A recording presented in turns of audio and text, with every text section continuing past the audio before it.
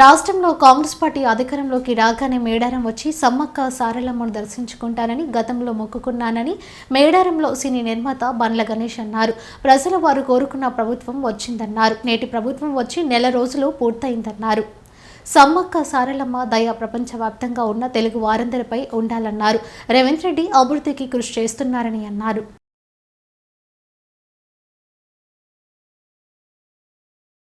2 సంవత్సరాల ముందు సమ్మక్క సారక్క జాతర జరుగుతుంటే రాలేక టీవీలో చూస్తూ అమ్మ నెక్స్ట్ వచ్చే జాతర కల్లా తెలంగాణ రాష్ట్రంలో కాంగ్రెస్ పార్టీ అధికారంలో రావాలి, కాంగ్రెస్ రాష్ట్రాన్ని పరిపాలించినప్పుడు కాంగ్రెస్ అధికారంలో రాగానే దగ్గరికి వచ్చి నేను మొక్కు చెల్లించుకుంటాను మొక్కున్నా. తెలంగాణ ప్రజలందరూ వాళ్ళు కోరుకున్న ప్రభుత్వం రావడం జరిగింది. కాంగ్రెస్ ప్రభుత్వం అధికారం రాగానే రావాలనుకున్నా ఈ 1 మంత్ లేట్ అయింది. అమ్మవాళ్ళ క్షమాపణ కోరుకున్నా కూడా మళ్ళా రావాలి. తెలంగాణ ప్రజలందరికీ మంచి జరగాలి.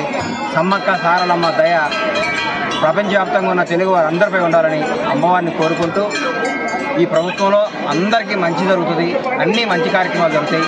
దిగ్విజయంగా ఈరోజుతో 30 రోజులు అయిపోయింది. రాబోయే 10 సంవత్సరాలు కాంగ్రెస్ ప్రభుత్వం తెలంగాణని భారతదేశంలోనే నంబర్ 1 స్థాయిగా నిలుస్తుంది. రేవంత్ రెడ్డి గారు చేస్తున్న కృషి, ఆయన పడుతున్న కష్టం, ఆయన చేస్తున్న అభివృద్ధి, 20 గంటల్లో ప్రతిరోజు 20 గంటలు అందుబాటులో ముఖ్యమంత్రి రావడం తెలంగాణ ప్రజల అదృష్టం.